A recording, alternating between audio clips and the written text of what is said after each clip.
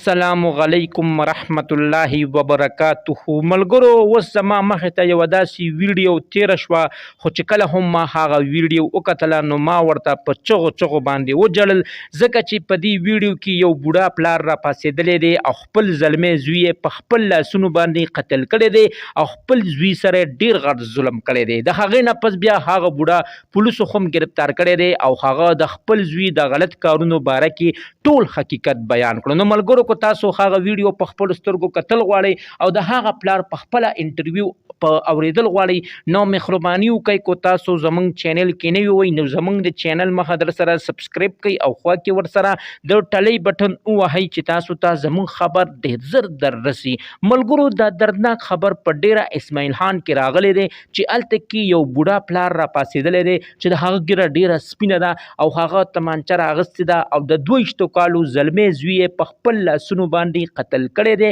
او خپل زوی سره ډیر غټ ظلم کړی دی ملګرو اخر ور پلار په کومه خبره داسې تنګ شو چې تمانچه را واغستله او خپل زلمی زوی په خپل لاسونو باندې قتل کو ملګرو پلار دا خو ویلی دی چې ما کوم زوی په خپل لاسونو باندې قتل کړی دی زما د زوی ډیر لوپر شو او زما د زوی نه پوره بدماش جوړ شو ځکه چې روزانه به زما زوی په کلي کې جنگ جګړې کولې او روزانه مال د خلکو ګیلې خو راتلې او زما زوی به آیس پاوډر او دا نشه به هم کوله او کله ناکله به کور کې په ما باندې هم غزار کولو او مال به هم دغه دمکی را کوله چې پلاره زه به تمانچه پیدا کوم او تا به زه قتلوم روزانه یې مله دمکی را کوله او کور کې به زه وخلم هم نو ځکه ما خپل زوی قتل کو ځکه ما دا نه غوښتل الله مګه کو زوی ما نشته کې بخر غم قتلې وي او بخر چا وجلې وي نو بیا ما ته ډېره غټه دښمني را په سر شوې وه نو ما یو کې ما ځان د دښمنۍ نه بچ کو او بلکې ما په تمانچه را واغېستله او خپل زوی مې په خپل لاسونو باندې قتل کو او زه په خپل د دې خبرو تصدیق کوم چې ما ډېر ښه کار کړی دی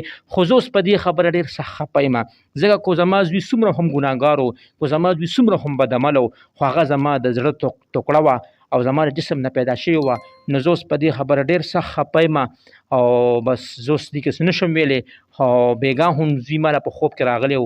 او ما ته ویل چې پاپا تا ما څه ډېر زیاتی کړی دی او دا ویلي چې اوس حکومت وستې حکومت زر ته زره ما پانسي کړي ځکه چې ما خپله د زړه ټوکړه په خپل لاسونو باندې قتل کړې ده نو ملګرو اوس هغه پلار یې هم په دې خبره باندې ډېر ستومانه دی او ډېر ژړا او فریاد کوي نو ملګرو که زوی هر څومره بدعمله شي که هر څومره لوپر شوي نو پلاران نه راپشي چې خپل زوی قتل کړي نو ملګرو تاسو موږ ته اوس په کمنټس کې ولیکئ چې د پلار د خپل زوی سره ښه کار کړی دی او که نه بد کار یې ورسره کړی دی نو ملګرو موږ به ستاسو د کمنټس انتظار کوو او ملګرو د دغه رنګې ویډیوګانو دپاره زموږ د چینل مخه در سره ضرور سبسکرایب کړئ او خوا کې ورسره ضرور د ټلۍ نشان ووهئ چې تاسو ته زموږ خبر ډېر زر در رسي السلام